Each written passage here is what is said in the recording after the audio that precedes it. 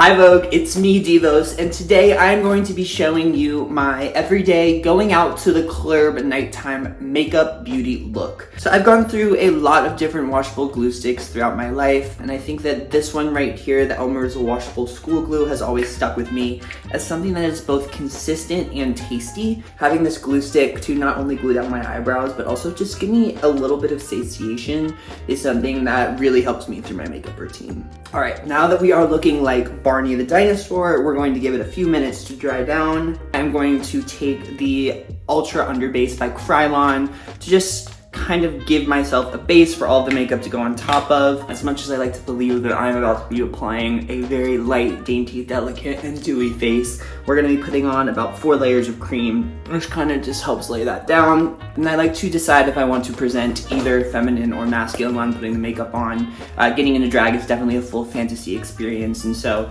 usually I choose masculine just because with Divos, it's definitely the more feminine side of myself, so I kind of like the masculine person putting on all the makeup so the feminine person can emerge out of that. With this hat, I definitely feel like the little surfer bro type. Sup? We're going to go ahead and take Huda Beauty in Sugar Cookie. It is a loose setting powder, just absolutely thwarted into your eyebrows to make sure you take out as much moisture as possible. There's nothing more frustrating than having a textured base to try to do the rest of your makeup on top of. Then we're gonna take Krylon translucent powder, which is a little bit denser and really gets into the brows a little bit better. All right, once you're happy with that, go ahead and just kind of fluffy brush away anything extra. We're gonna go in with Krylon TV Paint Stick now, and we are going to lay down a base. So I go in waves of how I apply this product. Recently, I've been taking the shade that kind of matches my skin tone or what I want my skin tone to be in drag, and just kind of putting it everywhere and then adding the other colors on top. Sometimes I don't do this additive process, instead of try to do it all in one layer, but recently that's what's been working for me. So once you're a potato, go ahead and start beauty blending that into your skin. So if you've ever done one of these interviews with Vogue, I was just talking with Hailey Bieber, they send you all these really bright lights, and as you can see, I've done an absolutely horrendous job covering the eyebrows, but luckily the look that we're presenting today is totally fine if the eyebrows are not covered a lot. We're gonna be putting a lot of different powders over top. And we're going with the more alien contour that Divos does. So we're gonna start at the top, shape my new cheekbone, and then bring it down. It kind of draws into the new trend that people are doing of removing the buccal fat or whatever. But mama, I was doing it first. And we're also gonna take some cream to try to help cover the eyebrows and just give me the new shape that I want for the eye, which will come up and out like this. Sometimes I will take a little bit off my forehead, but I honestly like my forehead. I think the elongation of my face, especially when I'm trying to do a more alien silhouette, I'm not mad at. The hair I have today for this look is very tall, so we'll just allow my forehead to kind of exist in the space that it wants it to exist. So I'm gonna take my white now, bring the planes that I really want to come forward, and just blend this all out. It's amazing with drag makeup how a second ago when the eyebrow cover wasn't working, I was ready to quit this video, call Vogue, tell them you can get me next season.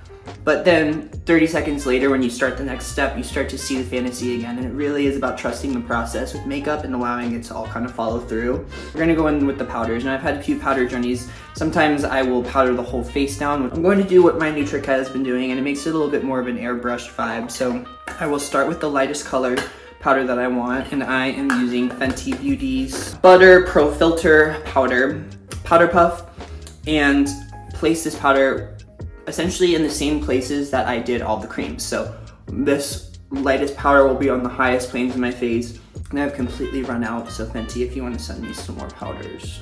Once we have something like this, I'm gonna move up to my next shade, the Ben Nye Beige Suede Luxury Powder Deluxe, and start transitioning into the more contour. So I kind of just will follow the initial contour lines that I wanted. I didn't originally enjoy doing face makeup really at all. I thought it was quite boring. I was just interested in the eyes, but there's such an artistry to blending it, finding the ombre, naturally transitioning the colors, and I found a lot of beauty in it over time that I definitely did not see at first. So next we're gonna go in with a Rare Beauty powder. This is in medium. You can never have too many colors on your face when you are trying to create a skin tone. Sometimes I'll just take a brush and go over it to kind of help me with the transition. Okay, so then we get to the deepest powder shade. We're back to Fenty. This is in Nutmeg. I like to do this one with a brush, and so I'll just take a little bit on like a contour brush, and I will be really deliberate about where I place this one, because I just want it to help bring out the shapes of my face. And I like to take a really small angle brush. I use different ones every time for today's purposes. Far away from the camera, I'm going to use this really sharp one, and I'm going to draw out the line I want for my nose contour. And then we're gonna blend. There's no right way to do makeup in my opinion. I've always perceived my face as the canvas that I have, and you can manipulate that canvas in whichever way you would like. So once you watch enough of the makeup tutorials on YouTube, stop listening and just have fun. Figure out how you can transform your face in a way that makes you feel like you've made yourself who you're supposed to be. Oh, see, if I did a better job covering the eyebrows today, I mean, this is just it. Everything that I add from here on out is the beauty of Divos, but this is the base of Divos. You know, we started this video with the base of Devon, now we're at the base of Divos. So we finally are done with powders. Thank goodness I lied. We're gonna go in, we're gonna finish the face. We're gonna go in with this palette. It is the Color Contour palette by Smashbox. So we're gonna take a blush brush, because I like those a little bit better for this kind of thing. And I'm just gonna pat on a little bit of the deepest shade in this palette to the pockets. So this is where we want my face to kind of fall backwards when you're looking at it head on. And we're gonna start adding just a little bit of color at the top of the cheekbone as well. Now, for today's eye look, we are going to be doing something definitely inspired by Aquaria, one of my favorite drag performers. We are going to be taking the Be Perfect Carnival 3 palette. When you're working over eyebrows, it's very important to pat on product instead of swipe. Swiping can lead to extreme disaster. When I'm doing my makeup, I never really do the same thing twice. Because as I'm applying the makeup, I start to see new shapes in my face, and I start to see how colors interact with different parts of my body. And it's exciting, and I don't want to limit myself and be like, oh, well, let me just do the face I've done before because I know it works. I trust myself with the makeup brush. So for example, I was going to do a full blackout purple eye, but I've been really interested in neutral tones recently and how I can use more natural colors in my face and drag looks.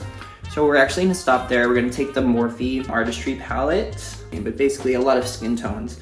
And instead of taking more color or vibrancy with a purple, I'm gonna put in some more natural tones and kind of blend it into what colors I have already in my face. Taking the darkest color, and I'm really pressing it along the top line because I want that to be as defined as possible. And I'll take some of the lighter colors. For example, on the inner corner, it's always cute to have a little lighter shade. So we'll throw in a little lilac in there. I'm also gonna take a little bit of black now, and I'm going to put that on the outer corner. And I might regret it, but I probably won't. It's always good to take a step back and see how it looks from a little bit far away. And it's giving so hard. I'm gonna do the same thing to the other side and I'll be right back. Okay, so we have both eyes done. And I want to take a second as I just kind of do little touch-ups. When Vogue reached out to me for this interview, I was a little tentative to do it. Number one, I think putting on makeup, especially drag makeup, is definitely a queer ritual and something that I take very personally to kind of ground myself and think about why I'm doing it and what the point is, and kind of commercializing it. It's a little hard sometimes, and also, you know, the constant appropriation of queer culture. And I stand here today as a cis white queer person who definitely has taken a lot of influence from queer people of color, but mainstream media consistently does it. And, you know, I want to be thoughtful every time I present myself on camera for a mainstream outlet like Vogue. But with the legislation that's happening in the United States and Tennessee, trying to stop people from having general rights to exist, and this exposure is important to me, and so I wanted to be here today and give you a little bit of glamour. So we have both eyes on. From here, I like to really ground myself and think about what else I need, because liner never hurts anyone. It can really add pop to a look. But do I need liner, you know? Which, for today's interview, I think it's a little bit more editorial to actually stop here. Allow some of my more natural features to come in rather than throwing black on my face. I'm not even gonna bring any color underneath because I do like having all the color on top of my eye. I feel like it brings my face up and out. So we need lip, we need to add some gold detail, and then, believe it or not, that's pretty much it. This looks silver, but this is the metallic powder. So this is a really cool product that you can mix the Mehron mixing liquid and turn into literal liquid gold, so it comes as this little powder. So I am going to add this in different little pockets out of the corner of this eye makeup, like so, and it kind of looks like gold leafing going up and out of your eye. I've never been a big lip person, so I like to do it as minimal as possible. Give my version of an editorial lip. When Divos started, I always added a little flick out of the sides as a little nod to the Joker, Hisoka from Hunter x Hunter. This is definitely minimal for drag in particular, but I think it's giving, so I'm gonna stop there. And so also for this look, I like to add some of the gold. Highlight certain features, so I'll go ahead and throw this on certain bone structures I want to pop today. I am going to add a little bit of base for my ears by just topping this on. Eyelashes, I will literally go to TJ Maxx, I will go to a beauty supply store, and I'll pick whichever eyelashes I like. I will chop them up, glue them together, and that's how I make my drag lashes. Lash glue, I use Lash Grip Adhesive, I think it's by Maybelline, and I squeeze it into my real lashes. You have to go in immediately. Some mascara and blend your regular lashes into your new fake lashes. So I'm using the Stitch collab that Wet n Wild did.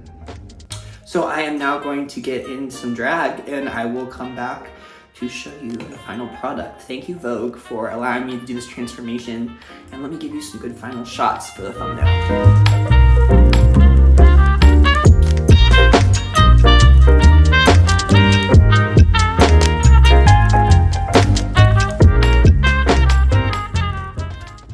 Well, this is the final look. Vogue, thank you so much. I'm sure I will see you very soon because you cannot get enough of me.